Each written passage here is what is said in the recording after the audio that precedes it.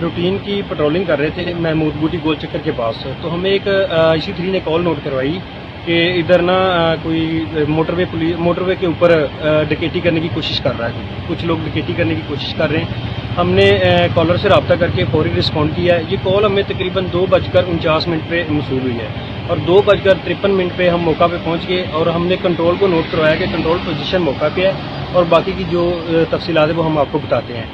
तो उधर जब गाड़ी के अंदर लाइट मारने से हमें गाड़ी के अंदर कुछ नहीं मिला, कोई फैमिली नहीं थी उधर, तो हमने नीचे ना मोटरवे से थोड़ा नीचे की तरफ लाइट से हमें एक मालूम हुआ कि इधर एक जूता पड़ा हुआ है बच्चे का।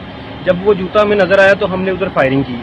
हमने 6 से 8 राउंड तकरीबन फायर किए हैं। तो उसके बाद हम लाइट की मदद से, अपनी टॉर्च की मदद से नीचे गए हैं मोटरवे पे, तो आगे हमें एक और जूता मिला बच्चे का।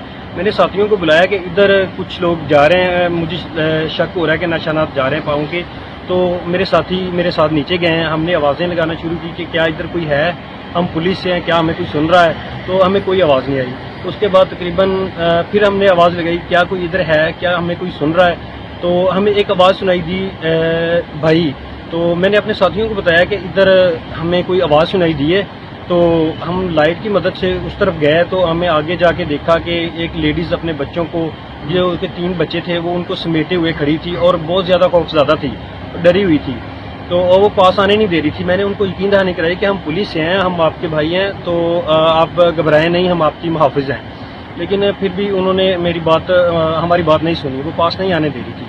तो उसके बाद फिर हम उसके पास गए हैं, उनको अपना वायरलेस सेट उन्होंने देखा तो उसने यकीन किया, तो फिर उन्होंने बच्चे हमारे हैंड ओवर किए। तो बच्चे हमारे हैंड ओवर किए और बहुत ज़्यादा खौफज़दा थी। फिर हमने उनको मोटरवे के ऊपर लेके आए हैं, उधर लाके उनको पानी शानी पिलाया है, वो थोड़ा होश में आए हैं। तो उनकी फैमिली से रब्ता हुआ है। उसके बाद थोड़ी देर बाद थाने की गाड़ी आ गई।